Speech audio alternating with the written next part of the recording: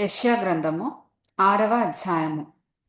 రాజైన ఉజ్జియా మృతి నొందిన సంవత్సరమున అత్యున్నతమైన సింహాసనమందు ప్రభువు ఆసీనుడై ఉండగా నేను చూచితిని. ఆయన చొక్కాయి అంచులు దేవాలయమును నిండుకొనెను. ఆయనకు పైగా శరాపులు నిలిచియుండిరి. ఒక్కొక్కరికి 6 రెక్కలుండెను. ప్రతివాడు 2 రెక్కలతో తన ముఖమును, రెంటితో తన కాళ్లను కప్పుకొనుచు రెంటితో ఎగురుచుండెను.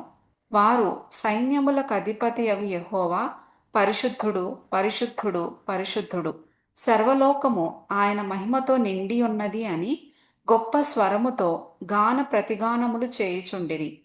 వారి కంఠస్వరము వలన గడప కమ్ముల పునాదులు కదలుచు మందిరము ధూమము చేత నిండగా, అయ్యో, నేను అపవిత్రమైన పెదవులు గలవాడను, అపవిత్రమైన పెదవులు గల జనుల మధ్యను నివసించువాడను. నేను నశించి తిని, రాజును సైన్యములకధిపతియు నగు యెహోవాను నేను కన్నులారా చూచితిననుకొంటిని. అప్పుడు ఆ శరాపులలోనొకడు తాను బలిపీఠము మీద నుండి కారుతో తీసిన నిప్పును చేత పట్టుకొని నా యొద్దకు ఎగిరివచ్చి నా నోటికి దాని తగిలించి, ఇది నీ పెదవులకు తగిలెను గనుక నీ పాపమునకు ప్రాయశ్చిత్తమాయెను, నీ దోషము తొలగిపోయెను అనెను. అప్పుడు నేను ఎవని పంపెదను, మా నిమిత్తము ఎవడు పోవునని ప్రభువు సెలవీయగా వింటిని.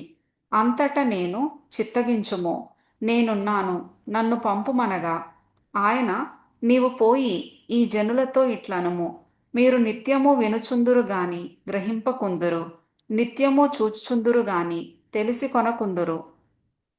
ప్రభువా, ఎన్నాళ్ల వరకని నేనడుగగా ఆయన, నివాసులు లేక పట్టణములను, మనుష్యులు లేక ఇండ్లును పాడగు వరకును, దేశము బొత్తిగా బీడగు వరకును, యెహోవా మనుష్యులను దూరముగా తీసుకొని పోయినందున దేశములో నిర్జనమైన స్థలములు విస్తారమగు వరకును అలాగున జరుగును.